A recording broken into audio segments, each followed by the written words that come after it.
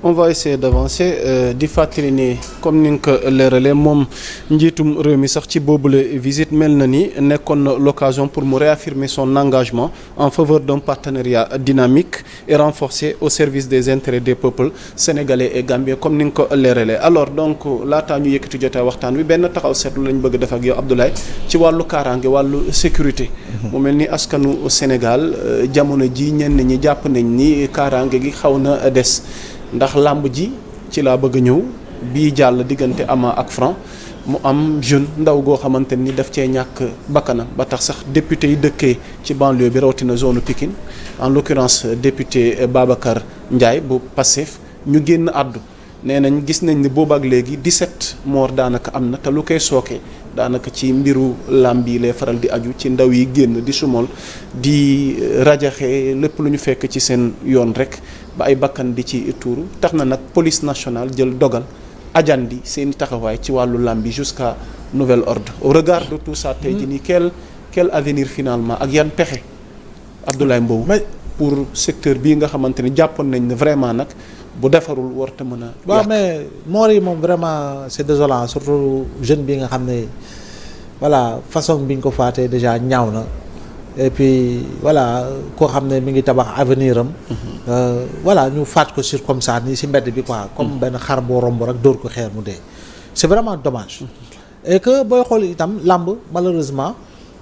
violence bi c'est à la fin de chaque combat tey nii gis nga réseaux sociaux yi combat bu amee dañ koy bind sax léegi ci biir gars yi dañ koy partagante na moytu leen dem tel zone Pikine bi parce que combat dafa am mais loolu rafetul yaa Moussa dañ koy bind léegi c'est partagé ñëpp koy waxandoo moytu leen demee làmb am na wala face à face am na selon béréb bi muy am ci Dakar dañ la naan fii la am kon faudra faire très attention parce que booy bu ñu génnee sumol la ñuy def après tasaare lépp mais pour man police xëy na gedd na pour le moment wala boog punition la pour que acteurs yi à travers le CNG acteurs yi à travers les écuries acteurs yi à travers producteurs làmb yi pour que ñoom itam ñu war a mën a jël seen responsabilité mais xam nga biir làmb ji biir arène bi amul violence n'est-ce pas biir arène bi amul violence police joué na rôle mais hors de l'arène defe naa ni CNG amul fa place hors de l'arène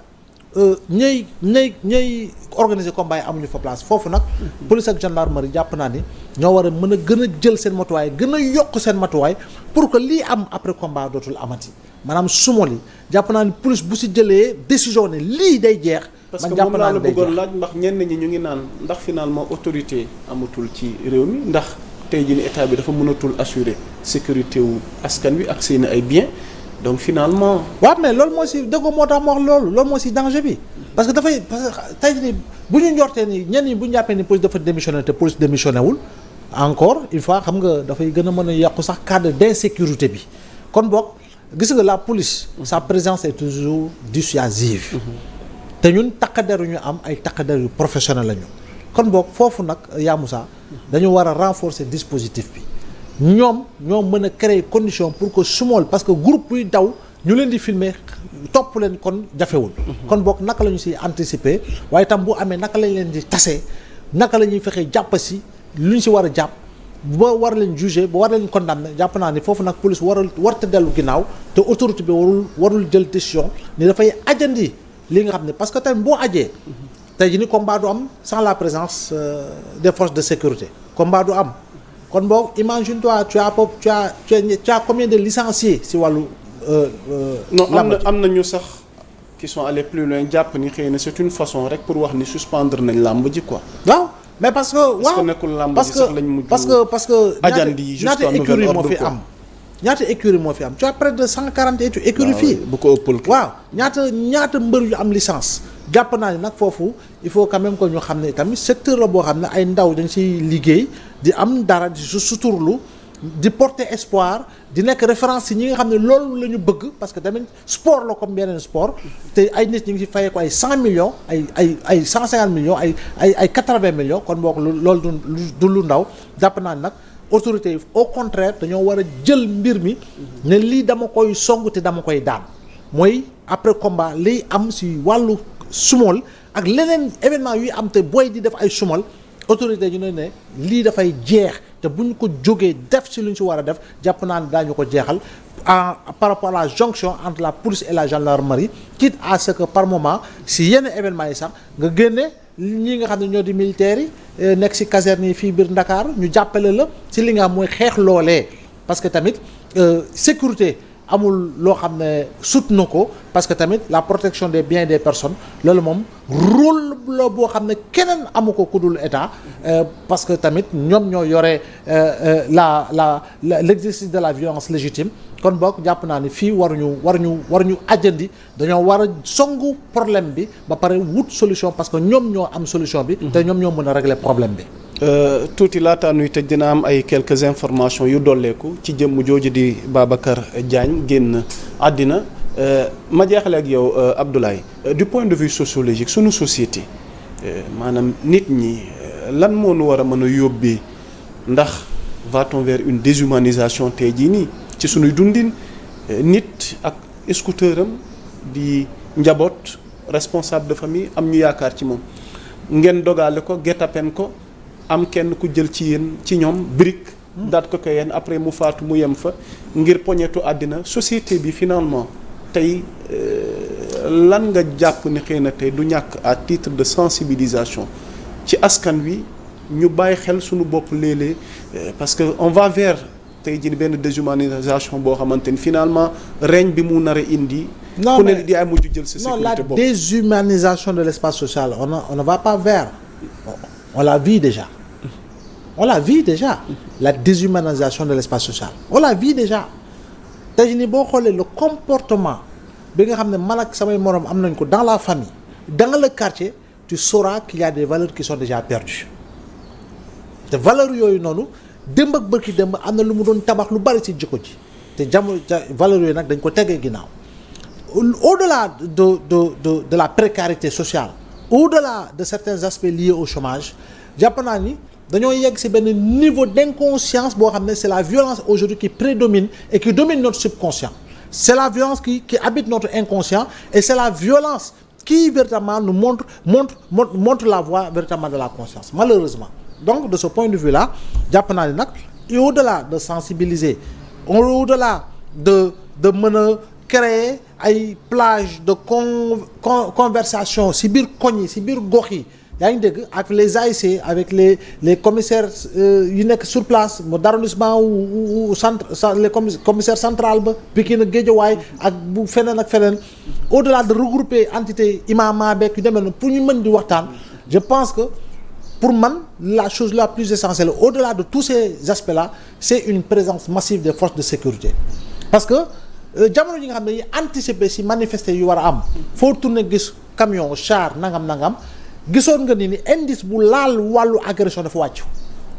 wàccoon bu baax a baax kon boog comme ni ma ko waxee état moom kese moo am ressource pour mën a xeex insécurité mais kulunaa yu ñuy gis nii microbe yu ñuy gis nii pour reprendre les propos les termes de certains pays parce que moom la ñuy dund parce que ci biir Somalie da ngay gis ay boy yoo xam ne ay 10 ans la ñuy am mais kooku bu amee 15 ans am 20 ans màggee si loolu lan la war a def ëllëg fekk mu gën a am doole fekk mu gën a am taxawaay donc je pense que il faut quand même que état bañ a démissionner si loolu mais gën a renforcer sécurité bi gën a renforcer une présence massive de la police et de la gendarmerie si artère u Ndakaaru et de sa banlieue pour gën a xeex li nga xam ne insécurité jàpp naa ni nag sinon ça va aller de mal en pis et malheureusement barre bi du wàcc dafay gën a yéeg et ça va aller crescendo et ñu si gaañu malheureusement mooy ñu citoyens yi rek yi nga xam ne dañuy yeewu liggéey yeewu dox si seen soxla wàcc liggéey di ñibbi seen kër ñu dogale la faf jam la paak wala dóor la birig comme ndaw gi nga xam ne faat nañ ko gannaaw combat bi amoon. di ko jaale njabootam moom Babacar Diagne tuuti boo ñu mënee may image am il a été victime d'un guet-apens après gala de lutte bi nga xamante ne moo amoon diggante Franc ak Ama Baldé ñi leen di wax ni nag démb denc nañ ko ginnaaw takkusaan ca cimetière Pikine bàq yi Pikine yi alors sunuy naataango l'observateur indi quelques informations concernant autopsie bi nag li mu révélé moom mooy violence de l'agression bi nga xamante ni Abdoulaye moom la subir mu mel ni c'était une foule en colère composée de proches d'amis et de militants du Pastef ñoom ñoo gunge ki nga xamante ni moom mooy Babacar Diagne ca këram gu mujj à sa dernière demeure enterrement bi amoon nag démb ginnaaw tàkkusaan comme ni ma ko waxee ca cimetière Pikine mu nekkoon nag un jeune responsable de la jeunesse patriotique du Sénégal JPS la bokkoon nekkoon un patriote nekk membre Pastef bu commune boobu noonu démb nag ca la maanaam mbir mi am ginnaaw combat Ama Baldé keroog dimanche ñu ngi koy décrire moom Babacar comme un homme courageux et engagé Babacar di bàyyi ginnaawam nag benn veuve ak ñaari doom yi góor Babacar Abdoulaye Mbow ñaari doom pour ne pas dire góor wala jigéen mais 2 jeunes enfants une veuve son frère aîné nag di Bara Diagne di témoigner lu am solo nee na samedi bi il avait participé activement à une collecte pour la traditionnelle xadratul juma bi nga xamante ni aljuma ji maanaam ca samedi ba rek ñu ngi doon waajal di collecter ngir xadratul juma bi nga xamante ni nii ñu ngi ko doon war a amal vendredi 21 bi dimanche nag après avoir assisté au combat de lutte franc ama il est passé voir sa famille avant de reprendre la route pour Malika où il résidait chez notre grand frère Mansour Cissé nee nañ nag malheureusement en cours de route il a été victime de cette attaque violente et selon les informations nag de suñu naataango l'observateur yi Babacar Diagne encore conscient après l'agression s'accrochait à sa moto lorsque des riverains sont venus lui porter secours transporté d'urgence à l'hôpital Dalal Jamm il semblait se rétablir et avait même reçu l'autorisation de rentrer chez lui mais au moment de quitter l'hôpital nag Abdoulaye il a été pris d'un vertige et s'est effondré avant d'atteindre maanaam la sortie d'hôpital bi malgré les efforts des médecins il a succombé quelques heures plus tard autopsie bi nga xamante ni nag amal nañ ko nag pratiqué fële ca hôpital Idrissa Pouye mu wone ni benn contusion thoracique avec plaie de la pointe du ventricule droit et émoi péricarde compressif en d'autres termes le choc reçu à la poitrine a provoqué une rupture du cœur entraînant un arrêt cardiaque. Du côté du poste de police de Golfe Sud nag une enquête a été ouverte pour identifier les auteurs de cette agression mortelle.